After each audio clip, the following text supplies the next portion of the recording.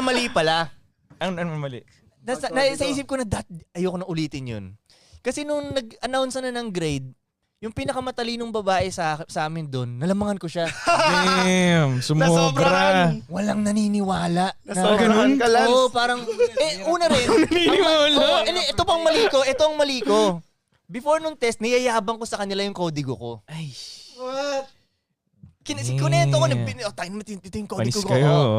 So nung lumabas yung grade, parang na-bad trip lahat sila sa akin dahil lahat sila nagpakahirap eh. Sinobrahan mo naman kasi. Parang tangina, ayos ah. Di lang sila makasalita na kodigo yan, ma'am. Parang ganun.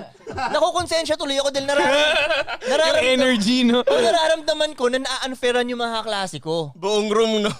Pero nagulat ako dun sa pinakamatalino kong kaklase na babae na epal naman talaga yung personality nun.